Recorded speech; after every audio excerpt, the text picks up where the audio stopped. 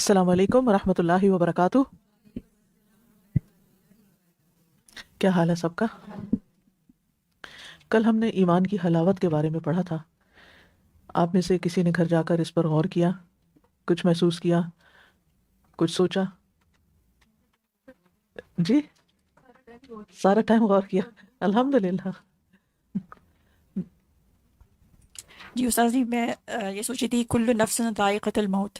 اللہ سبحانہ تعالیٰ نے جب یہ بات کی ہے تو ذائقے کی بات کی ہے، اور جب یہ ایمان کی بات آتی ہے تو ایمان کی حلاوت میں مٹھاس کی بات آتی ہے. تو مجھے لگ رہا تھا کتنا امپورٹنٹ ہے یہ کہ ہم اس حلاوت کو محسوس کریں. اگر اس سے زندگی ہوگی تو موت کے وقت بھی جو ذائقہ ہوگا وہ میٹھا ہو. انشاءاللہ. جی، اور کوئی؟ اللہ سبحانہ تعالیٰ نے ہمیں جو دل دیا ہے یہ بڑی اللہ سبحانہ تعالیٰ نے ہمیں جو دل دیا ہے یہ بڑی قیمتی چیز ہے. اور اس کی یعنی دل صرف وہ نہیں جو جس پر ہماری زندگی قائم ہے، بلکہ دل ایک گوشت کا لوتھڑا ہونے کے ساتھ ساتھ بہت سے اور فنکشن کرتا ہے. یعنی خون کی سپلائی تو کرتا ہی ہے، لیکن اس کے علاوہ بھی ہمارے دل کے اندر احساسات ہوتے ہیں، جذبات ہوتے ہیں، اسی کے اندر خواہشات ہوتی ہیں، اور اسی کے اندر کیفیات ہوتی ہیں ہماری، اور ہماری پوری باڈی اس کے اکارڈنگلی فنکشن کر رہی ہوتی ہے. اگر ہمارے اندر کی خواہشات بھی دو طرح کی ہوتی ہیں. نیک خواہشات ہوں تو اس کے نتائج کچھ اور ہوتے ہیں، بری خواہشات ہوں تو جسم گناہوں کے کاموں کی طرف لگ جاتا ہے. تو کبھی ہمارے اندر خواہش ہوتی ہے، کبھی اس خواہش کی وجہ سے پھر ایک کیفیت ہوتی ہے.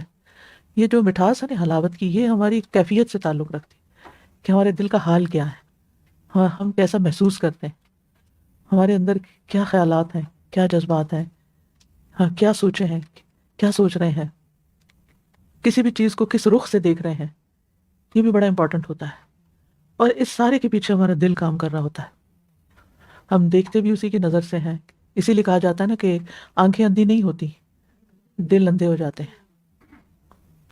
اور دل خواہشات کی وجہ سے اندھے ہو جاتے ہیں، خواہشات کی کثرت کی وجہ سے. تو اس لیے اس دل کا درست ہونا جو ہے وہ بہت ضروری، اسی پر ہمارے اعمال کا انحصار ہے. جی آسیہ کچھ کہنا چاہیے؟ مائک دیجیے، آگے لے آئیے. جی ایمان کی حلاوت کے لیے استاد جی، جیسے کل کی کلاس میں نے بھی سنی تو اللہ کی خاطر جن لوگوں سے محبت ہوتی ہے آپ کی، اس سے بھی تو میں ابھی ریسنٹلی الحمدللہ الہدیٰ اسلام آباد وزٹ کا موقع ملا، اور اتنے سارے اپنے ساتھی اور اپنے سے یعنی آگے جو خواتین ہیں جنہوں نے اس دین کے لیے کام کیا ہے، ان سے مختصراً ملنا بھی وہ ایک ایسا ایکسپیرینس ہے جس کو میں اب ریلیو بھی کرتی رہتی ہوں. تو خود بخود وہ جو مٹھاس والی بات ہے نا، تو آپ کی رگو پے میں ایسے لگتا ہے کہ کوئی سم تھنگ ویری سویٹ، حالانکہ آپ کو فزیکلی اس کا کوئی چیز نہیں ہے، لیکن وہ ایمان کی حلاوت سے مجھے خیال آتا ہے کہ اللہ کی خاطر 3 محبت. علامتیں اس کی بتائی گئی تھیں نا، جی یہ اسی میں سے تو ایک ہے. اس میں سے ایک یہ ہے ایگزیکٹلی. کہ کسی سے انسان محبت کرے تو اللہ کی اللہ خاطر کی کرے. خاطر. جی پیچھے دیجیے. جی تو استاذہ، میں سوچتی کہ یہ اللہ کی کتنی بڑی نعمت ہے کہ انسان جب اللہ کے راستے میں آنا چاہتا ہے یا عبادت کرنا چاہتا ہے تو اللہ اس کے لیے اس میں آسانی پیدا کر دیتے ہیں، اور اس میں اس کو مزہ آنے لگ جاتا ہے، اس کی مٹھاس محسوس کرنے لگ جاتا ہے، پھر اس کا اور دل لگتا چلا جاتا ہے اس میں، اور وہ کرتا چلا جاتا ہے. تو اور آگے سبقت کرتا ہے، جی، بڑھتا ہے. تو کتنی بڑی نعمت ہے یہ کہ ایمان کی اور حلاوت اس ہے. سے پھر تیسرا درجے پہ آتا ہے انسان کہ کفر کی طرف لوٹنا اس کو آگ میں جانے کی طرح لگتا ہے، یا اس سے بھی بڑھ کے. پیاری استاد جی، مجھے تو یہ بات بہت اچھی لگی کہ جو لوگ دکھ میں، غم میں، پریشانی میں بھی حلاوت پا سکتے ہیں، اور وہ جب اللہ کی رضا میں راضی ہو جاتے ہیں کہ بالکل. جو کچھ تقدیر میں ان کے لکھا گیا اللہ تعالیٰ نے، اللہ کی مرضی سے، اور یہ اللہ کا فیصلہ. اور اس کی ایکسپیرینس میں نے اپنی والدہ کی ڈیتھ پہ کیا، جو کہ بہت ہی عزیز تھی مجھے، لیکن دوسری طرف اللہ سے محبت اور اللہ کا فیصلہ. تو ان کی ڈیڈ باڈی سامنے تھی اور میرے چہرے پہ مسلسل مسکراہٹ تھی کہ یہ میرے رب کا فیصلہ ہے، انہوں نے ان کے لیے یہ دن لکھا تھا، یہ طریقہ لکھا تھا، یہ جگہ لکھی تھی. تو یہ کیفیت صرف اس وقت ہوتی ہے جب انسان اللہ کی تقدیر پہ راضی ہو جاتا ہے، جب انسان کی محبوب ترین چیز بھی اس سے چلی جائے اور اس کے پیچھے اس کی سوچ یہ ہو کہ یہ میرے رب کا فیصلہ ہے، رب نے یہ ڈیسائیڈ کیا ہے اور رب لے گیا اور یہ رب کی ملاقات کے لیے چلی گئی ہیں. تو پھر کیفیات بدل جاتی ہیں. چیز وہی ہوتی لیکن آپ کی فیلنگ کچھ اور ہوتی ہے. جی استاد، جو آپ نے ایمان کی حلاوت کا کہا، اس کا I don't know if it's a by product of that feeling کہ آپ کا دل، اللہ آپ کے دل کو غنی کر دیتا ہے یا بھر دیتا ہے. بالکل. جو باتیں تھوڑا ٹائم پیچھے آپ جا کے سوچتے ہیں کہ ان باتوں پہ آپ پتہ نہیں کیا کر دیں، اب وہی باتیں ہو رہی ہوتی ہیں، and you just sit there you listen and you think بس اتنی سی بات, and دل کے اندر there is no bad feeling, there is no negative feeling, there is a calm inside. اور جو کرنے والا وہ بھی سرپرائز ہو رہا ہوتا ہے کہ there is no reaction. صحیح, زندگی آسان ہو جاتی ہے نا. السلام علیکم.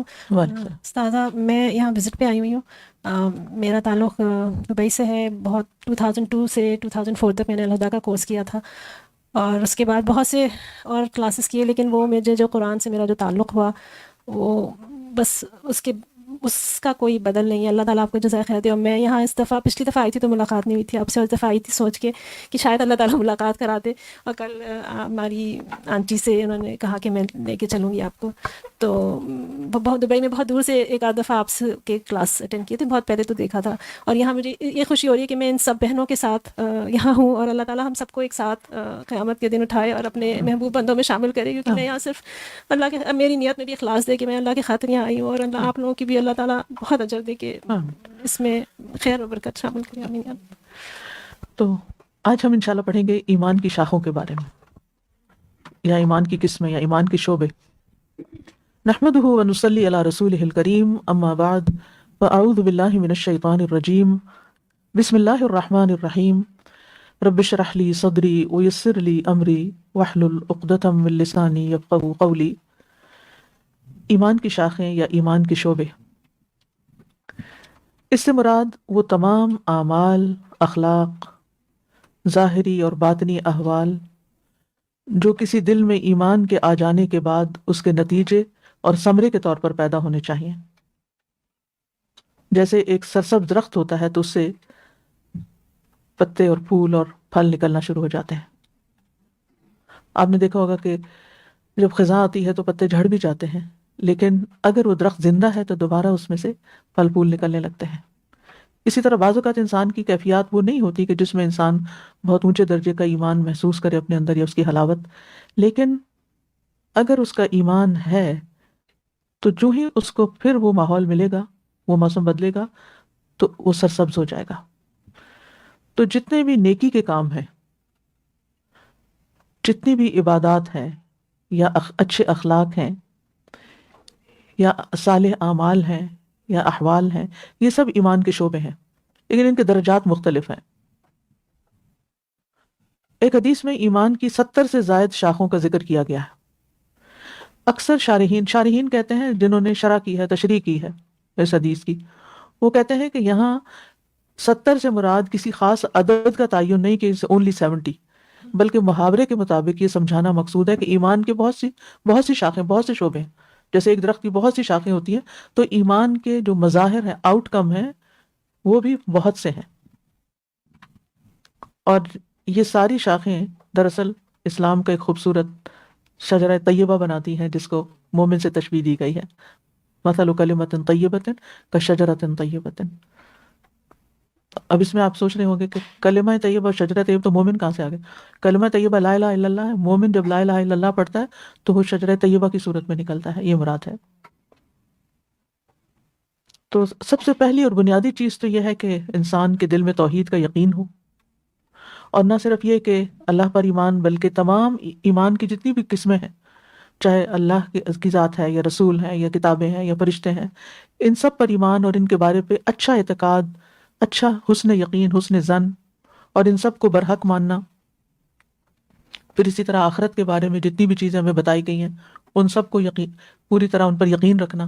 وبالآخرۃ ہم یوقنون, قیامت پر, حساب کتاب پر, جنت جہنم پر, ہمیشہ کی زندگی پر. تو رسول اللہ صلی اللہ علیہ وسلم نے ایمان کی بہت سی شاخیں بتائی ہیں. یہ شاخیں دراصل اعمال ہیں. جیسے پہلے میں نے ذکر کیا تھا نا کہ عمل ایمان کے اندر داخل ہے. جیسے بیج کے اندر درخت کی پوری پروگرامنگ ہوتی ہے.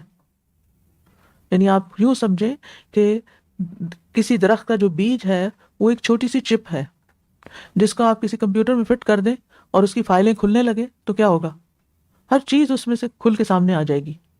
تو اسی طرح جب ایک بیج آپ ڈال رہے ہوتے ہیں زمین میں تو وہ بظاہر دیکھنے میں بہت چھوٹا نظر آتا ہے, ایک مائکرو چپ کی طرح, لیکن اس کے اندر درخت کی پوری زندگی کی جو تقدیر ہے وہ سموئی بھی ہوتی ہے.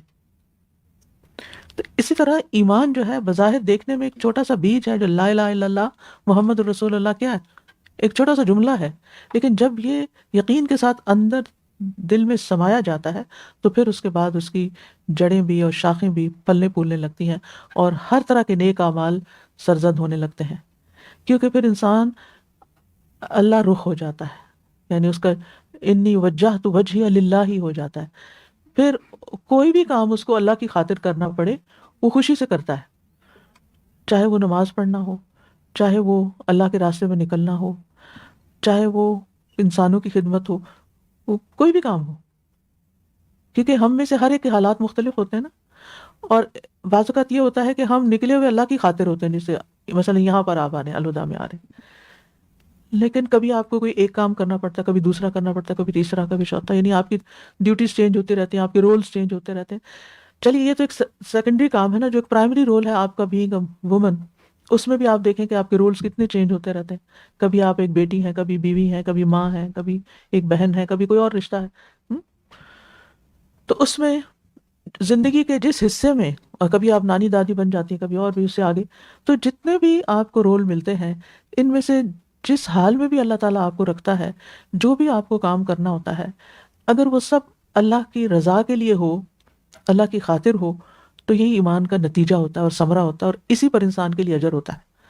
پھر انسان کے اندر سے جلن اور کڑن ختم ہو جاتی ہے، حسد اور مقابلے بازی ختم ہو جاتی ہے، اور کمپیریزن ختم ہو جاتے ہیں.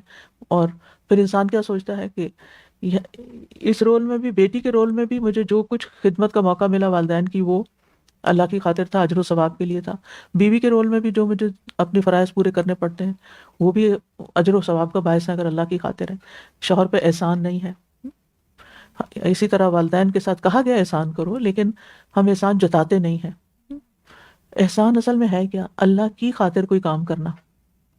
بلا من اسلم وجہہ للہ وہو محسن، جس نے اپنا چہرہ یا اپنی ذات، اپنا آپ اللہ کے حوالے کر دیا اور وہ محسن ہے، یعنی جو بھی کر رہا ہے وہ اللہ کی خاطر کر رہا ہے. تو پھر اس کی زندگی میں جو بھی کوئی تبدیلی آ جاتی ہے، جس بھی قسم کا کام اس کو کرنا پڑتا ہے، وہ ہر کام کو، ہر رول کو اچھے سے، خوبصورت طریقے سے، بہترین شکل میں پورا کرنے کو اپنے لیے خوش قسمتی کا باعث سمجھتا ہے، اپنے لیے آنر سمجھتا ہے. لہٰذا وہ کسی کام کو چھوٹا یا بڑا نہیں سمجھتا کہ یہ کام تو بہت چھوٹا ہے، میری حیثیت کے مطابق نہیں، اور مجھے تو اس سے بڑا کوئی کام کرنا چاہیے، یہ مجھے کہاں لا کے کھڑا کر دیا، یہ مجھ سے کیا کام لیا جا رہا ہے، میری تو کوئی قدر نہیں ہے، اور والدین کے گھر میں تو میں ایک شہزادی تھی اور یہاں تو لا کے مجھے میڈ بنا دیا گیا اور مجھے رولنے کو چھوڑ دیا گیا. یہ باتیں انسان نہیں سوچتا پھر. اور پھر حالات ایک جیسے بھی نہیں رہتے، یہ بھی یاد رکھیے. ایک ہی گھر میں رہتے ہوئے انسان کے، یعنی ایک ہی رول میں، بیوی کے رول میں ہی یا ماں کے رول میں بھی آپ دیکھیں کتنی تبدیلیاں آتی ہیں. جب بچے چھوٹے ہوتے ہیں تو آپ کی ذمہ داریاں کچھ اور طرح ہوتی ہیں، جب بڑے ہو جاتے ہیں تو آپ کی کچھ اور طرح ہوتی ہیں. اب آپ کہیں کہ میں نے یہ رول تو قبول کرنا، یہ نہیں قبول کرنا، تو پھر آپ اللہ کے فیصلوں پر یقین نہیں رکھتے.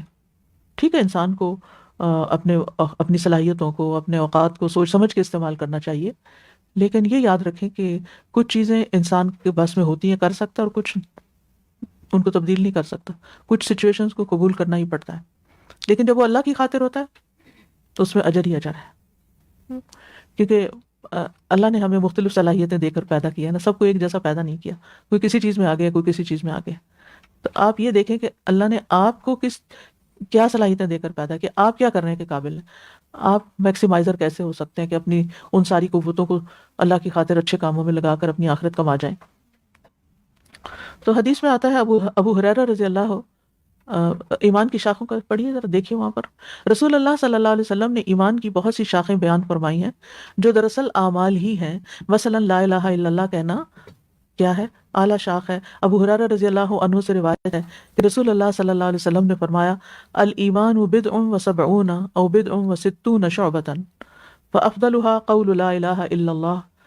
ایمان کی 70 یا 60 سے کچھ اوپر شاخیں ہیں جن میں سب سے افضل لا الہ الا اللہ کہنا ہے. ٹھیک ہے، یعنی درجات ہیں شاخوں میں یا کاموں میں، اور سب سے اہم ترین کام کیا ہے؟ خود لا الہ الا اللہ کہنا. اور اس میں ادنا درجے کا کام کیا ہے؟ جیسے راستے سے تکلیف پہنچانے والی چیزوں کو ہٹانا. اب ان دونوں کے درمیان ایک اعلیٰ ترین بتا دیا گیا، ایک ادنا بتا دیا گیا، ان دونوں کے درمیان جتنے بھی نیکی کے کام آپ سوچ سکتے ہیں وہ سب ایمان کے شعبے اور اس کی شاخیں ہیں، خواہ ان کا تعلق حقوق اللہ سے ہو یا پھر حقوق العباد سے ہو. اور اگر آپ ان کو گننے لگے تو تعداد سینکڑوں تک جا پہنچتی. اتنے کام ہیں جو اتنے نیکی کے مواقع ہیں جو کرنے کے ہیں. جیسے حیا اور عاجزی جو ہے یہ بھی ایمان کے شعبے ہیں. نبی صلی اللہ علیہ وسلم نے فرمایا الحیاء والعی شعبتان من الایمان، حیا اور عجز ایمان کی دو شاخیں ہیں. یعنی ایک جھجک ہونا اور ایک عاجزی اور ایک ہمبلنس ہونا یہ بھی ایمان کا حصہ ہے. یعنی حیا اصل میں انسانی سیرت کی وہ خوبی ہوتی ہے، وہ خصلت ہوتی ہے جو انسان کو ان کاموں سے روک دیتی ہے جو اللہ تعالیٰ کی ناراضگی کا سبب بننے والے ہوتے ہیں. اور یہ اللہ نے انسان کے اندر رکھا ہے ایز لانگ ایز انسان اپنی فطرت کو مسخ نہ کر دے. یعنی بہت سی چیزوں کا علم نہ بھی ہو تو آپ کے اندر کی حیا آپ کو روک دیتی ہے. مثلاً کسی نے آپ سے کوئی کام کہا تو آپ اس کو چٹا سا جواب دیتے ہیں، کیا یہ حیا کا تقاضا ہے؟ نہیں ہے نا، کیونکہ آپ کے اندر فطرت میں اللہ نے رکھا ہے کہ آپ دوسرے کی بات سنیں. اگر آپ کر سکتے ہیں مدد کر دیں، اگر نہیں تو کیا کریں، احسن طریقے سے قل لہم قولا کریما، اچھے سے بات کر لیں، معذرت کر لیں، سوری کر لیں. لیکن حیا کا تقاضا کیا ہے کہ انسان دوسرے کا لحاظ رکھے اور پھر ایک ہمبل انداز بھی ہو. کر سکے تو بہت اچھا، وہ بھی کر کے بھی کوئی تکبر نہ کرے کہ میں نے تم پر احسان جتایا تھا، کیا تھا ایک. اور وہ فرعون کا رویہ تھا، اس نے موسیٰ علیہ السلام کو احسان جتائے تھے. لیکن جو ایک مومن ہوتا ہے اس کے اندر جس کا واقعی ایمان جاگ رہا ہوتا ہے وہ ایسے حرکتیں نہیں کرتا، وہ سوچ بھی نہیں سکتا. یعنی انسان حیا کی وجہ سے انسان اعلیٰ اخلاق کا حامل ہو جاتا ہے اور برے اخلاق سے بچتا ہے. حیا ایمان سے ہے نا، حیا نہیں تو ایمان بھی کوئی نہیں. ایمان کمزور ہے تو حیا بھی کمزور ہے، حیا کمزور ہے تو اخلاق ہی کمزور ہے. اخلاق کے بھی اعلیٰ درجے پر نہیں، نچلے سے بھی نچلے پر ہیں. تو اہل ایمان کی نفسیاتی اور روحانی تربیت کے لیے خاص طور پر یہ حیا رکھا گیا ہے اور اس پہ بڑا زور دیا گیا ہے. وہ آتا ہے نا کہ اذا فاتک الحیاء ففعل ما شئت، جب تم سے حیا چلا جائے جو مرضی کرو پھر. یعنی ایک حیا کا مادہ انسان کے اندر جو ایمان سے پھوٹا ہے تو انسان بے شمار خرابیوں اور بد اخلاقیوں اور بد تہذیبیوں سے بچ جاتا ہے. اور اگر اس میں خلل آ گیا نا تو بہت ساری خرابیوں کا شکار ہو جاتا ہے، کینے کا، بغض کا، حسد کا اور نفرت کا. اور پھر ان ساری چیزیں، یہ ساری چیزیں جب دل میں ہوتی ہیں پھر دل کی کیفیت کیا ہوتی ہے؟ جب آپ کو کسی سے حسد ہو جائے، جب آپ کو کسی سے نفرت ہو جائے، بغض ہو جائے، کینہ ہو جائے، تو ہر وقت آپ انتقام لینے کی باتیں سوچتے رہتے ہیں اور اپنی آگ میں جلتے رہتے ہیں. حسد کی آگ کسی کو نہیں جلاتی، کرنے والے کو جلا رہی ہوتی ہے. اور آپ سوچتے ہیں کہ اچھا میں نے یہ بات اس نے کی تو میں نے کیا جواب دینا. سارا تانا بانا اسی میں گزرا.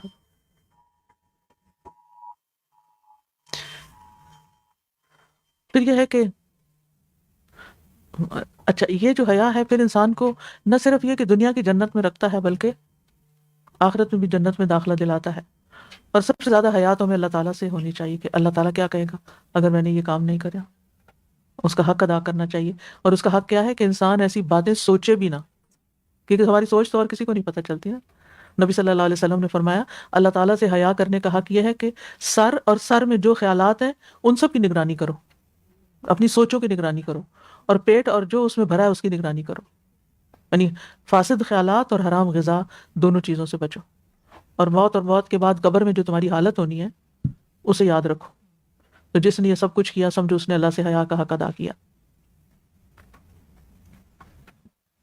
اور حدیث سے پتہ چلتا ہے نا کہ اگر حیا اڑ جاتا ہے تو ایمان بھی چلا جاتا ہے. اور نبی صلی اللہ علیہ وسلم نے اس کی بہت ترغیب بھی دی ہے. اور بنیادی طور پر یہ ہے کہ حیا کا اپوزٹ فحش ہے نا. جب انسان میں حیا نہیں ہوتا نا تو پھر فحش کلام ہو جاتا ہے، بیہودہ باتوں پہ اتر آتا ہے، بیہودہ اخلاق پہ اتر آتا ہے. یعنی اور وہ سب اس کو برا بنا رہے ہوتے ہیں نا. وہ ساری چیزیں اس کو اچھا، اس کا تاثر اچھا نہیں ہوتا اس کے بڑوں کے سامنے، اس کے چھوٹوں کے سامنے، اس کے برابر والوں کے سامنے. نبی صلی اللہ علیہ وسلم نے فرمایا فحش جس چیز میں بھی ہوگا اس میں بدصورتی پیدا کر دے گا. فحش جس چیز میں بھی ہوگا، چاہے آپ کی گفتگو میں، یعنی فحش سے مراد صرف گالیاں نہیں ہوتی، فحش سے مراد کوئی بدصورت بات، یعنی بد اخلاقی کی بات، لغو نہیں، بد اخلاقی کی بات. اور حیا جس چیز میں اسے خوبصورت بنا دیتی ہے، اور اسی سے پاکیزہ زندگی انسان کو نصیب ہوتی ہے. اور اس حیا میں حیات بھی ہے، یعنی انسان کے لیے زندگی ہے اور خیر اور بھلائی ہے. اور یہ ہمارے دین کی امتیازی علامت ہے. یعنی اس سے آپ کے دیندار ہونے کا پتہ چلتا ہے کہ آپ ایک مسلمان اور دیندار، اور خاص طور پر جو لوگ دین کا کام کر رہے ہوں، جو دین کی خدمت کا کام کر رہے ہوں، ان کو کتنا باحیا ہونے کی ضرورت ہے. یعنی ایک شیخ کی میں سن رہی تھی ایک اسپیچ، تو وہ کہتے ہیں کہ ایک دفعہ میں کہیں لیکچر دینے کے لیے گیا، تو کوئی 500-600 خواتین تھیں، جس میں مسلم بھی، نان مسلمس بھی، اور بہت سے. تو سوال جواب کا ٹائم ہے، تو ایک بچی کہنے لگی، شاید نان مسلم تھی، تو کہنے لگی کہ یہ عورتوں کے ساتھ اسلام نے کتنا ظلم کیا ہے کہ ان کو کنفائن کر دیا ہے، اور مخصوص لباس پہننے کے لیے کہا ہے، اور اس کو بہت سی چیزوں سے منع کر دیا گیا، اور یہ ڈسکریمنیشن وغیرہ وغیرہ. تو کہتے ہیں کہ ابھی میں جواب دینے ہی لگا تھا، تو ایک اور بچی ہاتھ کھڑا کیا کہ شیخ اگر آپ اجازت دیں تو میں اس کا جواب دیتی ہوں. تو اس نے کہا کہ میرے بالکل یہی خیالات تھے جو انہوں نے کہے ہیں، کہ جو بھی اسلام پر اعتراض ہوتے ہیں عورت کے حوالے سے. تو کہتے ہیں کہ میں کسی یونیورسٹی میں پڑھتی تھی، تو میری ہاسٹل میں تھی، اور میرے روم میٹ جو تھی وہ ایک مسلمان لڑکی تھی، اور وہ نہ صرف یہ کہ اپنا حجاب کرتی تھی، بلکہ اپنی نماز روزہ، اپنا عبادت اور اپنا اخلاق اس کا اتنا اچھا تھا. یعنی میں اس کے ساتھ روڈ ہوتی تھی، لیکن وہ جواب میں ہمیشہ اچھا سلوک کرتی تھی، اور میری کیئر کرتی، میرا خیال رکھتی، اور اس نے کبھی مجھے ایک لفظ بھی تبلیغ نہیں کی تھی، کچھ نہیں کبھی کہا تھا. کہتی کہ اس کے اس اخلاق اور رویے کو دیکھتے دیکھتے میں مسلمان ہو گئی. اور پھر اب یہ جو میرا اٹائر آپ دیکھتے ہیں، یہ اس کا نتیجہ ہے. تو بعض اوقات یہ ہے کہ آپ کو زبان سے ایک لفظ بھی نہیں کہنا پڑتا، آپ جو کچھ کر رہے ہوتے ہیں نا، اس کے اثرات دوسروں پر ظاہری بھی جاتے ہیں، دل تک جاتے ہیں. یہ بھی یاد رکھیے، وہ اسی لیے کہتے ہیں نا، دل سے جو بات نکلتی ہے دل پہ جا کے لگتی ہے. تو جب آپ کا دل کسی چیز میں شامل ہو جاتا ہے نا، تو اس کے اثرات ہوتے ہیں. آپ کسی سے نفرت رکھتے ہیں، حسد رکھتے ہیں، تو اس کے بھی اثرات ہوتے ہیں جو دوسرے کو فوراً محسوس ہو جاتے ہیں. آپ کا اگر رویہ کولڈ ہے، عدم تعاون کا ہے کہ میں نے نہیں کسی کی مدد کرنی، ہر کوئی اپنا کام خود کرے، تو یہ روڈ رویے بھی دوسروں کو محسوس ہو جاتے ہیں. تو جو دین جو ہے نا، وہ صرف مکینیکل کام کرنے سے نہیں پھیلتا کہ ہم سبق یاد کر لیں اور ٹیسٹ دے دیں اور پھر اس کے بعد کریں جو چاہ کریں. نہیں، جب تک ہمارا رویہ اور اخلاق اچھا نہیں ہوگا، نہ ہم اپنے شاگردوں کی تربیت کر سکتے ہیں، اور نہ ہی اپنے بچوں کی تربیت کر سکتے ہیں، اور نہ ہی ہم دعویٰ کا کام کر سکتے ہیں. مسلمانوں کا دعویٰ کیوں کمزور ہے؟ کیونکہ بنیادی اخلاق کی کمی ہے نا، ہیلپنگ نہیں ہے، آگے بڑھ کے مدد کرنے والے نہیں ہیں. ہم سمجھتے ہیں کہ کسی کو قرآن کی کاپی دے دیں گے تو دعویٰ ہو جائے گا. ٹھیک ہے، وہ بھی ایک طریقہ ہے، دے دیں، ضرور دینا ہے، وہ بھی ایک کائنڈ جسچر ہے آپ کا، کہ آپ کسی کے لیے اپنا مال خرچ کر کے اس کو کچھ دے رہے ہیں. لیکن دس از ناٹ انف. اگر آپ جس چیز میں پیش کر رہے ہیں اگر وہی گندی ہے، تو چاہے وہ سونے جیسی چیز اندر رکھی ہوئی ہے، اس کی ویلیو وہ نہیں ہوگی. اسی لیے آپ دیکھیں کہ لوگ ریپنگ پہ، ریپرز پہ اور پیکنگ پہ کتنا زیادہ خرچ کر دیتے ہیں. بعض اوقات اتنی کی چیز نہیں ہوتی جتنا اس کی ظاہریت پہ جا رہے ہوتے ہیں. تو یہ ساری چیزیں میٹر کرتی ہیں، اور یہ سب ایمان سے تعلق رکھتی ہیں. اصل بات یہ کہ ان کی جڑ نیچے ہے. یہ جو اوپر نظر آ رہا ہے نا، جیسر آپ کا اور رویہ اور آپ کا آؤٹ لک، اس کا تعلق چاہے آپ کا لباس ہو، چاہے آپ کی گفتگو ہو، چاہے آپ کے دیکھنے کا انداز ہو، چاہے آپ کے معاملات ہوں، ان سب کا تعلق آپ کے ایمان سے ہے. تو کسی دھوکے میں نہ رہے انسان، یہ سب کچھ کرتے ہوئے دھوکے میں نہ رہے کہ میرا ایمان بڑا مضبوط ہے اور میں نماز تسبیح ہر وقت کرتے رہتی. وہ پھر بہت سے لوگ نمازیں بھی پڑھتے ہیں، تہجد تک پڑھتے ہیں، لیکن دل کے سخت اور انتہائی کنجوس اور بد اخلاق لوگ ہوتے ہیں. تو یعنی صرف ظاہری اعمال کچھ نہیں ہے جب تک کہ ان کا کنیکشن دل کے ساتھ نہیں جڑا ہوا. اور جیسے حدیث میں آتا ہے نا کہ صحابہ نے پوچھا کیا حیا کا تعلق دین سے ہے؟ تو آپ نے فرمایا حیا تو دین ہی کا نام ہے. یعنی ہمارا دین، یعنی الدین کلو. اور جتنا زیادہ ایمان ہوگا اتنی حیا زیادہ ہوگی، اور پھر انسان کو اللہ تعالیٰ سے حیا ہوگی تو گناہ کرنے سے شرم آئے گی، اور پھر ایسے لباس پہننے سے بھی شرم آئے گی کہ جس سے منع کیا گیا، ایسی گفتگو کرنے سے شرم آئے گی جس کو ناپسند کیا گیا. تو بہرحال اگر ایمان مضبوطی کرنا چاہتے ہیں تو پھر حیا مضبوط کرنی ہوگی، اور حیا انٹر ریلیٹڈ ہے نا آپس میں. اور پھر اسی طرح آپ دیکھیں کہ البزازۃ من الایمان، سادہ زندگی جو ہے وہ بھی ایمان کا حصہ ہے. سادگی، جو کہ اب مسلمانوں کے اندر افسوس کے ساتھ کہنا چاہیے کہ ختم ہو گئی ہے، جس کا مظاہرہ آپ شادیوں میں دیکھ سکتے ہیں کہ ہمارے فنکشنز اور لباس اور ہمارے لین دین اور رکھ رکھاؤ، یعنی پوری زندگی کا یوں لگتا ہے کہ مرکز یہ ایک چیز ہے کہ ایسا لگتا ہے کہ یوم نمائش ہے کوئی، جس میں صرف دکھاوا ہی دکھاوا مطلوب و مقصود رہ جاتا ہے، چاہے ہم اس قابل ہیں یا نہیں ہیں. اور کوئی بھی سٹیپ نہیں لیتا کہ ان رسموں کو کسی طرح ختم کریں یا پیچھے ہٹیں. مقابلے پر رشتہ داروں سے مقابلہ اور لوگوں سے مقابلہ.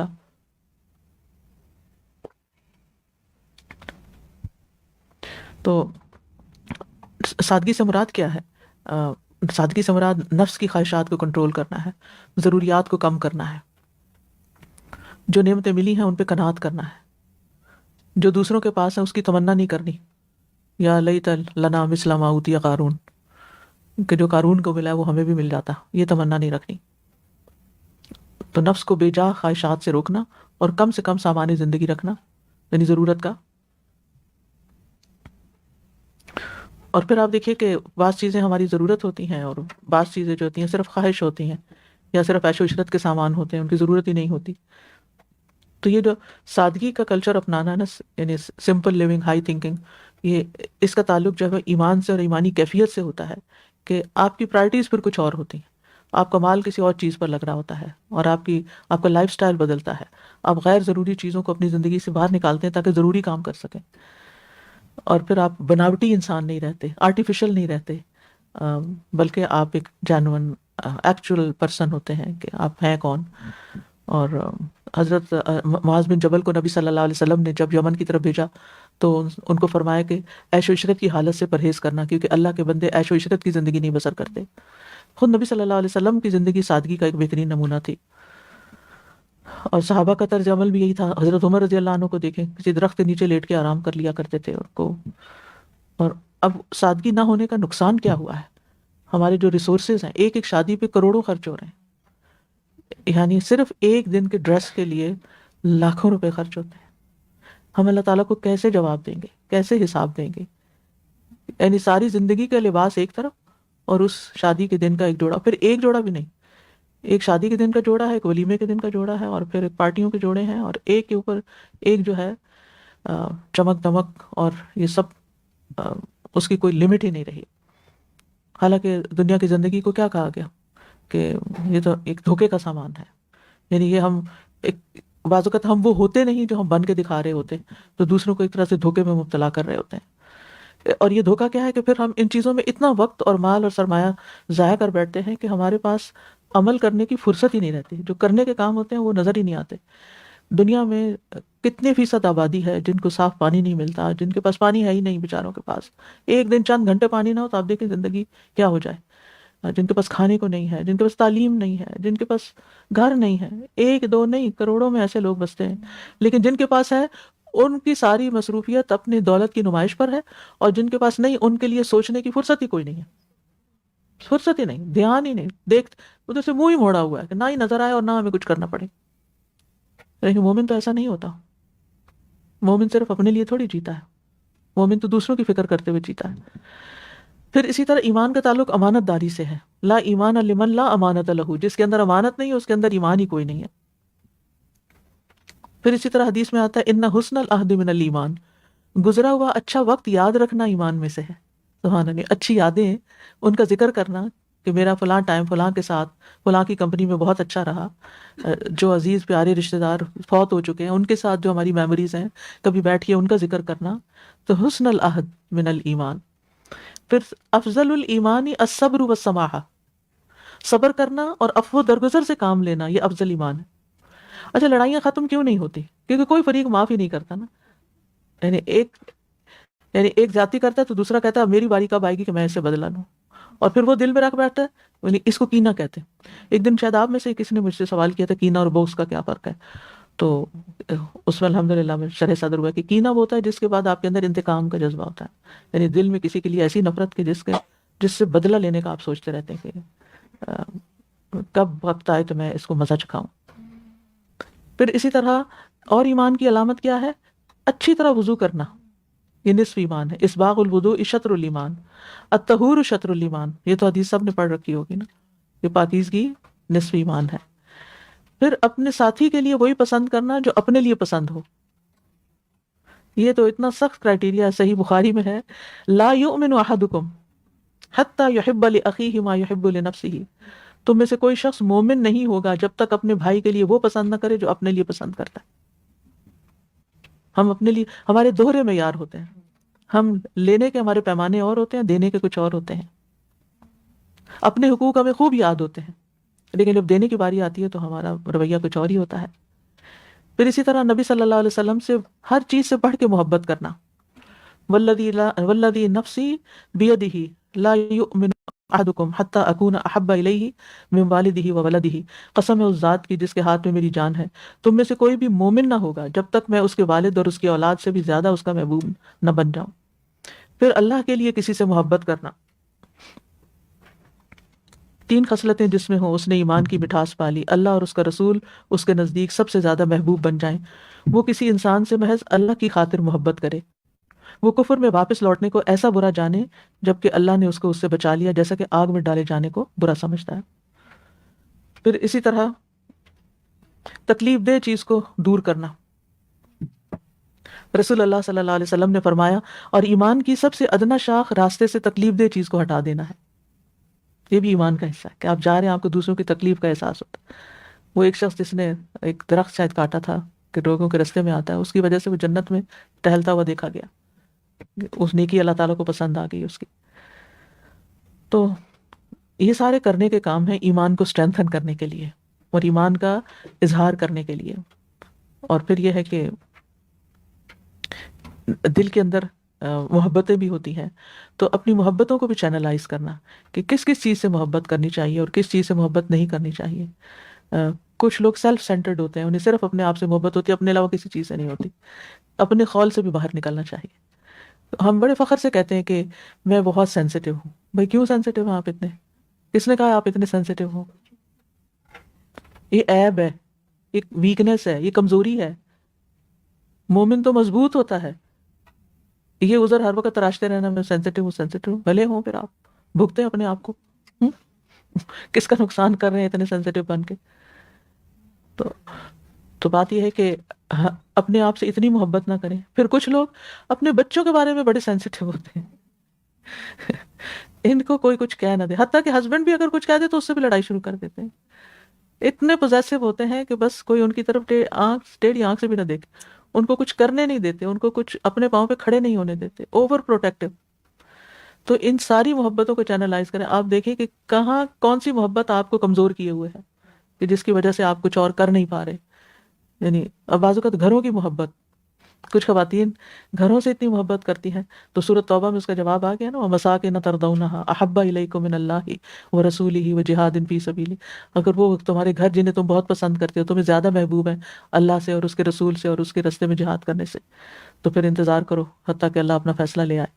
تو پھر اسی طرح یہ تو میں نے چند مثالیں دی ہیں، تو ہم میں سے ہر ایک سوچے کہ اس کے اندر کا بت کون سا ہے نا، اس کے اندر کا اجل کون سا ہے کہ جس کی وجہ سے وہ کچھ اور کر نہیں پا رہا، اس سے اہم کام جو اسے کرنے چاہیے کہ یہ چیز میرے ہاتھ سے نہ چھوٹ جائے۔ کچھ لوگوں کو اپنی پوزیشن اور اپنے عہدے سے بڑی محبت ہوتی ہے، لیکن آپ دیکھیے کہ ریٹائرمنٹ اور یہ ساری چیزیں دوسروں کی زندگی میں جو آتی ہیں وہ عبرت کا سامان ہوتی ہے کہ ان چیزوں پر انسان کس لیے فخر اور غرور کرے یا ان چیزوں کے پیچھے کیوں اتنا بھاگے، جبکہ یہ وقتی طور پہ عارضیہ مانتے ہیں ہمارے پاس۔ ٹھیک ہے اپنے کام سے محبت ہونی چاہیے، لیکن کوئی بھی ایسی محبت جو ہمیں اللہ اور اس کے رسول اور دین کے کام سے بڑھ جائے اور ان چیزوں سے روک دے۔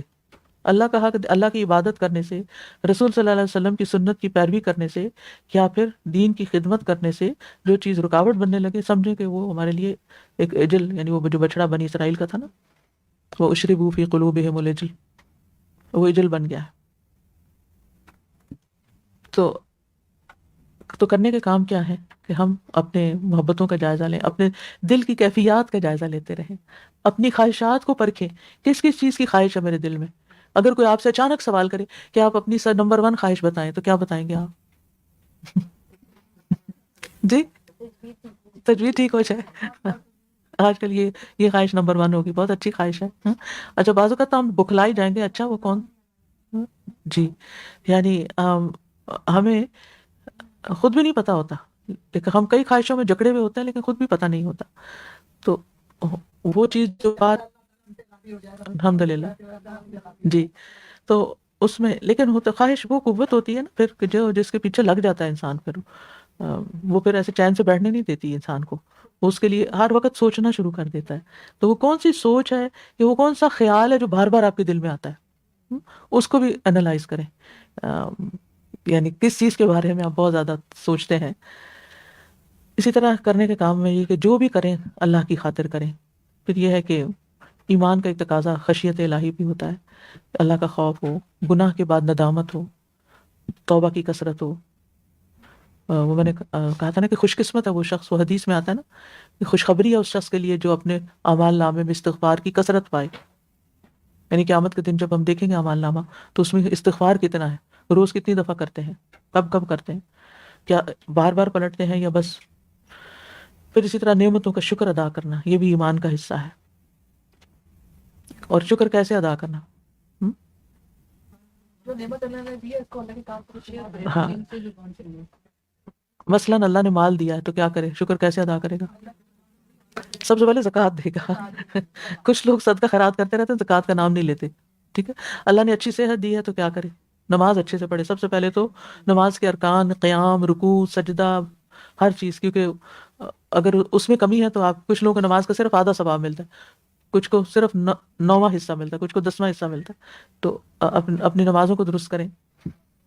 پھر اسی طرح یہ ہے کہ شکر کی بات ہو رہی تھی، مثلا عید الفطر ہے تو کیسے شکر ادا کریں. اب آپ کا جواب کیوں نہیں؟ جواب ہونا چاہیے، آپ تو ابھی شکر کرنے والے تھے. فطرانہ دے، یس. جس نے فطرانہ نہیں دیا نا اس نے عید کا شکر ادا نہیں کیا اس خوشی کا. ٹھیک ہے، اچھا. اور اگر بقرہ عید ہو تو پھر کیا کریں؟ اب جواب آ گیا. اب یہ سوچنے کا طریقہ ہے. ٹھیک ہے، شکر ہم نہ شکر کو بیٹھے شکر شکر شکر بس اللہ تیرا شکر ہے، ہم بڑے شکر گزار ہیں. نہیں، ہم اپنے اعمال پہ نظر ڈالیں کہ ہم نے واقعی شکر ادا کیا ہے، وہ کام کیا ہے جو اس موقع کے مطابق تھا. اچھا، اولاد ملی ہے تو اب کیا کریں؟ عقیقہ کریں. اب بھول کے سبق، عقیقہ کریں. جس نے عقیقہ نہیں نہ کیا اس نے شکر کوئی نہیں ادا کیا. ٹھیک ہے، یعنی صرف یہ کہ خوش ہونا اسے دیکھ کے اللہ تیرا شکر ہے تو نے بیٹا دیا، یہ کافی نہیں ہے. ٹھیک ہے، وہ شکر کا صرف 1% ہے، یعنی ایک حصہ ہے. جو اللہ نے دیا ہے نا اس کے بعد جو تمہاری ذمہ داری ہے نا وہ پوری کرو، تب سمجھیں گے کہ تم نے واقعی شکر ادا کیا. اسی طرح اگر نکاح کیا ہے تو کیا شکر ادا کرے؟ میں دیکھ ولیمہ کرے، ولیمہ کرے. جی جی، سمجھ نہیں آئی. منہ دکھائی سے اچھا نہیں، وہ تو بندے کا شکر ہے نا، وہ تو اللہ کا شکر کیسے ادا کریں. ٹھیک ہے، کہنے کا مطلب یہ ہے کہ دین کے جتنے بھی احکامات ہیں ان کو اپنے وقت پر ادا کرنا، جس موقع کی مناسبت سے وہ. اب آپ دیکھیے کہ لوگ مال آ جاتا ہے، زکوٰۃ نہیں دیتے، حج بھی نہیں کرتے، حج کے بارے میں سوچتے بھی نہیں ہیں کہ ان کے اوپر فرض ہو چکا ہے، انہوں نے کرنا ہے. یہ کیا شکر، یہ شکر ادا کرنا ہے؟ نہیں. پھر اسی طرح جس موقع پر کوئی چیز آپ کو ملی ہے تو فوراً سوچیں اس موقع کے لحاظ سے میرے کرنے کا کام کیا ہے. اچھا، آپ کو قرآن کی نعمت ملی ہے، اب اس کا شکر کیسے ادا کرنا ہے؟ اس پر عمل بھی کرنا ہے، پڑھتے بھی رہنا ہے اور اس کو آگے بڑھانا ہے. جی ہاں، ٹھیک ہے. اچھا، اسی طرح صبر بھی ایمان کا حصہ ہے نا. ٹھیک ہے نا، ایمان کی شاخ ہے. شاخوں کی باتیں ہو رہی ہیں نا، اس لیے میں اس کو عملی پڑھنے کو، میں ساری حدیثیں آپ کو پڑھ کے سنا دوں لیکن عملی زندگی سے ریلیٹ کرنا بہت ضروری ہے. کیونکہ اگر وہ چیز ہمارے عمل میں نہیں آتی تو پھر وہ عقیدہ صرف ایک علمی سبجیکٹ کے طور پر ہی ہم پڑھتے ہیں. اس کا تعلق ہماری عمل سے ہے. ٹھیک ہے، کیونکہ ایمان میں عمل داخل ہے. ٹھیک ہے. پھر اللہ کی تقدیر پہ صبر کرنا. اللہ نے جو چیزیں، کچھ چیزیں ہم اپنی زندگی میں دیکھنا چاہتے ہیں وہ نہیں ہوتی، صبر. کچھ چیزیں ہم نہیں دیکھنا چاہتے ہو جاتی، صبر. تو اللہ پر بھروسہ، اللہ کی رضا پہ راضی، اور لوگوں کو ان کے مقام پر رکھنا، یہ بھی صبر کا تقاضا کرتا ہے. ٹھیک ہے نا. اب مثلا ایک ہسبینڈ ہے، آپ کے حقوق پوری طرح نہیں دیتا لیکن اللہ نے اس کو آپ کا ہسبینڈ بنا دیا ہے نا. اب اس کو ہسبینڈ سمجھ کر اس کو عزت دینا، اس کو رسپیکٹ دینا، یہ بھی صبر ہے نا. صبر ہوگا تو آپ یہ کام کریں گے. اسی طرح بچہ، اگر بیمار بچہ پیدا ہو گیا تو اس پر صبر ہے، تقدیر کا ایک حصہ ہے. اسی طرح اگر آپ کو کچھ نعمتیں ملی، علم ملا، کوئی ڈگری ملی ہے، کوئی اچھی جاب ملی ہے، اچھا گھر ملا ہے کچھ، تو اب کیا ہے کہ کثر نفسی سے کام لینا، ہمبل ہونا، تواضع اختیار کرنا، نہ کہ دوسروں کے اوپر بوسٹنگ کرنا، فخر و غرور شیخی کرنا، یہ نہیں ہونا چاہیے. تو یہ ان منفی جذبات کو کنٹرول کرنا جو ہے یہ بھی صبر سے تعلق رکھتا ہے. تو یہ ہے کہ ایمان کی جو شاخیں ہیں ان پر عمل کر کے اپنا جو اسلام ہے اور ایمان ہے اس کی تکمیل کرنی چاہیے. ہمیں لا الہ الا اللہ کو دہراتے رہنا چاہیے. قرآن کا علم حاصل کرنا چاہیے اور اللہ سبحانہ وتعالیٰ کی طرف ہر معاملے میں رجوع کرنا چاہیے. غلطی ہو جائے جو کہ ہوتی ہے ہم میں سے ہر ایک سے اس پر توبہ استغفار کرے اور انسانوں سے بھی سوری کر لے کہ میری وجہ سے آپ کو تکلیف پہنچی. کسی کو انتظار کراتے رہے, وعدہ کر کے تو پورا ہی نہیں کیا, کوئی کمٹمنٹ کر کے نبھائی نہیں, تو اس میں پہ سوری کرنا, دوسرے کے ساتھ اس کا ذکر کرنا. پھر اسی طرح صدقہ خیرات کا اہتمام کرتا رہے انسان, پھر سخاوت اور ضیافت کرتا رہے. پھر اسی طرح رمضان آ گیا تو اس سے متعلق جو عبادات ہیں, چاہے اعتکاف ہے, چاہے شب قدر ہے, وغیرہ وغیرہ. پھر اسی طرح بدعات سے بچنا, حرام کاموں سے بچنا, لوگوں کے حقوق پورے کرنا, مرنے کے بعد اپنی میک شور کرنا کہ ہماری وراثت شریعت کے مطابق تقسیم ہو, اس میں کسی کا حق نہ مارنا. پھر اپنے سے جو چھوٹے ہیں ان کے ساتھ شفقت کا سلوک کرنا, لوگوں کے درمیان لڑائی جھگڑے ختم کروا دینا, اچھی باتوں کی نصیحت کرنا, بری باتوں سے روکنا, امر بالمعروف نہی عن المنکر. پھر اسی طرح حلال کمائی کا اہتمام کرنا, حرام سے بچنا, دولت کو اچھے کاموں میں لگانا, اپنے لیے صدقہ جاریہ بنانا. پھر اسی طرح لوگوں کو تکلیف نہ پہنچانا, نہ انٹینشنلی اور نہ ان انٹینشنلی. اگر کسی کو پہنچ جائے تو اس سے معافی مانگ لینا, سوری کر لینا. لوگوں کے راستے میں رکاوٹ نہ ڈالنا. آپ دیکھیں ایمان کا حصہ ہے راستے سے تکلیف دہ چیز ہٹانا. ہم سمجھتے ہیں کہ وہ جا رہے ہوں گے نا تو کوئی پتھر آ گئے تو میں اس کو ہٹا دوں گی تو میں نے ایمان مکمل کر لیا. نہیں, بعض اوقات ہم لوگوں کے کام میں روڑے اٹکاتے ہیں, کاموں میں روڑا اٹکاتے ہیں. اور ورک پلیس پر اس کا کس قدر لوگوں کو تجربہ ہوتا ہے نا, کہ آپ بعض اوقات کام کرنا چاہتے ہیں. آپ دیکھیں کہ ہم بیک ہوم ہمارے ملک کا حال کیا ہے. ایسا نہیں کہ سارے لیڈر کرپٹ ہوتے ہیں, کچھ سنسیئر ہوتے ہیں اور وہ کچھ کرنا چاہتے ہیں لیکن ان کو کرنے نہیں دیا جاتا, ان کے کاموں میں روڈ. اگر کوئی آنےسٹ آفیسر ہے تو اس کو آنےسٹ رہنے نہیں دینا چاہتے, اس کو کام نہیں کرنے دیتے. تو یہ بھی اذیت کی ایک بہت بڑی شکل ہے. ان چیزوں کو بھی ہٹانا چاہیے. اور پھر اسی طرح یہ ہے کہ یہ نہیں سوچنا چاہیے کہ یہ تو میں کر سکتا ہوں کام اور یہ نہیں کر سکتا. نیت سب نیکیوں کی رکھنی چاہیے اور سب برائیوں سے بچنا چاہیے. اور ہم دیکھتے ہیں کہ جتنا جتنا جس کے اندر عمل زیادہ ہوگا اتنا ہی اس کا ایمان میں درجہ زیادہ ہوگا. اور کچھ لوگوں نے بڑی مشکل حالات میں اپنے دین کو قائم رکھا ہے, لیکن ان کے شاید یہ سارے اعمال ان کی زندگی میں نہ ہو, لیکن صرف لا الہ الا اللہ کو تھام لینا ہی ان کے لیے بہت بڑی مشکل تھی. مثلا حضرت بلال, حضرت سمیہ, حضرت آسیہ. آج صبح بھی میں اس بات پہ غور کر رہی تھی حضرت آسیہ کی زندگی پر. ہمیں سے اکثر عورتوں کو یہ شکایت ہوتی ہے ہمارا شوہر نہیں اچھا. حضرت آسیہ سارے اپنے معاشرے اور ٹرینڈز اور طریقہ کار ان سب سے ہٹ کر ایک اور ہی لائن پر چل پڑی تھی, اور وہ ایمان کی راہ تھی. آڈز میں تھی نا, آڈز میں سے تھی, معاشرے کی رو میں نہیں بہی. دنیا میں ہر نعمت تھی ان کے پاس, لیکن ان کی نظر میں کچھ نہیں تھی. وہ انہیں آخرت میں اللہ کے قریب گھر چاہیے تھا. رب ابن لی عندک بیتا فی الجنہ. تو انہوں نے یہ جتنے کام میں نے اوپر بتایا ان میں سے شاید کچھ بھی نہ کیے ہوں, یا اللہ جانتا کیا کیا اور کیا نہیں, لیکن ان کے لیے صرف ان کے ایمان لانے پر ان کو جتنی اذیتیں سہنی پڑی, اور انہوں نے صحیح کمپرومائز نہیں کیا. اللہ نے ان کا نام قرآن میں, ان کا ذکر قرآن میں کیا. نبی صلی اللہ علیہ وسلم نے انہیں عورتوں میں سے کامل ترین عورتوں میں شامل کیا. اسی طرح اصحاب الاخدود کا واقعہ ہے, وما نقموا منہم الا ان یؤمنوا باللہ العزیز الحمید. تو ایسے واقعات بھی ملتے ہیں. تو بعض اوقات اپنا ایمان بچانا بھی ایک بڑا مشکل کام ہوتا ہے. تو یہ تھی چند باتیں ایمان کی شاخوں کے حوالے سے. انشاءاللہ ایمان سے متعلق چند اور اہم باتیں بھی آپ سے کروں گی. اسلام اور ایمان کا فرق کیا ہے, ہم کل اس پہ بات کریں گے انشاءاللہ تعالی. اگر آپ کے ذہن میں کوئی بات ہو یا کچھ ایڈ کرنا چاہیں تو موسٹ ویلکم. جی فرمائیے. استاذ ایک سوال پوچھنا چاہتی ہوں. جی ہاں. کچھ اچھے کام ہوتے ہیں وہ نفس کو مرغوب ہوتے ہیں, جی اچھے ہاں. کام تو اچھے ہی لگتے ہیں نا, جی. تو ہم یہ کیسے پتہ لگائیں کہ یہ ہم اللہ کے لیے کر رہے ہیں یا ہمیں اس میں مزہ آتا ہے ہم اس لیے کر رہے ہیں؟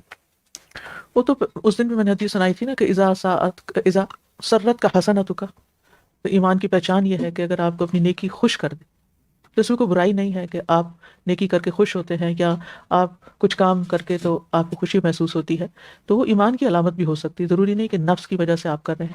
اس کی پہچان کیا ہوگی کہ اگر آپ کو کوئی رکاوٹ پیش آئی, اگر آپ صرف نفس کے لیے کر رہے ہوں گے نا, تو کوئی رکاوٹ پیش آئی تو آپ اس کو چھوڑ دیں گے, پھر آپ اس کام سے ہاتھ اٹھا لیں گے کہ میں نہیں کرتی, میرے لیے مشکل ہے. کرنا خوشی کی بات ہے لیکن اس حال میں، اس کنڈیشن میں نہیں کروں گی. جب اللہ کے لیے کرتے ہیں نا اور مزہ بھی آ رہا ہوتا ہے تو پھر آپ ہر حال میں کرتے ہیں اس کو، حضرت آسیہ کی طرح ہر حال میں، مشکل سے مشکل حالات میں. جی پیچھے جی ہاں جی، یہ تو بہت ہوتا ہے، یہ ضروری نہیں ہوتا کہ جس کام کا آپ کو کرنے کا شوق ہو وہ آپ کو کرنے کا موقع بھی مل جائے.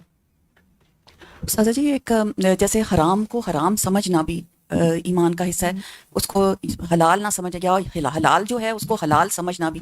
جیسے کچھ بہت سارے لوگ دوسری شادی کرنا چاہتے ہیں کسی وجوہات کی بنا پر، تو اس کو ڈینائی کرتے رہنا کہ نہیں یہ کام نہیں جائز، یہ نہیں چاہیے، ان کو نہیں کرنا چاہیے، گزارا کرنا چاہیے، صبر کرنا چاہیے. تو اس کے بارے میں آپ کیا کہتی ہیں؟ جی ہاں، جس چیز کو شریعت نے رخصت دی ہے اس کو دل سے برا سمجھنا یہ درست نہیں، یہ ایمان کے منافی ہے. باقی ان کے جو سوشل میٹرز ہیں، یعنی کہ معاشرتی حالات کیا ہیں، کیا ضروریات ہیں، کیوں ہو رہا ہے وہ سب کچھ، وہ ایک الگ قصہ ہے. لیکن اصولی طور پر دوسری شادی کو برا سمجھنا یہ درست نہیں. یعنی یہ ہر عورت کے اندر یہ غیرت ہے کہ اس کو اپنے شوہر میں کسی اور کو شریک کرنا بہت ہی مشکل کام لگتا ہے. اس کے لیے، مردوں کے لیے اگر سرحدوں پہ جہاد ہے تو عورت کے لیے گھر کے اندر یہ بہت بڑا جہاد ہے، اگر ایسی کسی سچویشن کو ایکسیپٹ کرنا. لیکن یہ ہے کہ یہ کہنا کہ یہ کام ہی غلط ہے اور یہ ہے ہی درست نہیں ہے، تو یہ ٹھیک نہیں ہوگا. استاذہ جی ایک سوال جو میرے ذہن میں اکثر آتا ہے، جی جیسے نیکیاں کرتے ہیں، نیکیوں میں آگے بڑھتے جاتے ہیں تو ایک خوشی بھی ملتی جاتی ہے، جی ہاں لیکن مجھے کبھی خیال آتا ہے کہ مجھے خوشی واقعی اس بات کی ہے کہ میں نے نیکی کی، یا مجھے خوشی اس بات کی ہے کہ لوگوں کو میری نیکیوں کا پتہ چل رہا ہے. یہ چیز مجھے بڑا بعض دفعہ پریشان کر دیتی ہے. یہ سب کے ساتھ ہوتا ہے، سب کے ساتھ ہوتا ہے. بس یہ کہ دعا کرتے رہنا چاہیے، اللہم آتی نفسی تقواہا وزکیہا، اور اس میں ایک فائن لائن ہوتی ہے، پتہ چل جاتا ہے خود کو. جی کام واقعی اللہ کے لیے کرتے ہیں نا، تو اس میں ہم تکلیفوں کو بہت آسانی سے برداشت کر لیتے ہیں، جی ہاں بالکل. اور اگر نہیں کر رہے ہوتے تو پھر اور استقامت بھی ہوتی ہے نا اس میں پھر، یعنی کہ ایک مستقل مزاجی بھی ہوتی ہے، اور ہر طرح کی کنڈیشنز میں وہ پھر کر رہے ہوتے ہیں اس میں گلے شکوے نہیں ہوتے، میں نے یہ کیا تو اس نے یہ نہیں کیا. بالکل بالکل. ٹھیک ہے، نماز کا ٹائم ہو گیا، 1 منٹ اوپر ہو گیا. سبحانک اللہم و بحمدک، اشہد ان لا الہ الا انت، استغفرک و اتوب الیک. السلام علیکم و رحمۃ اللہ وبرکاتہ.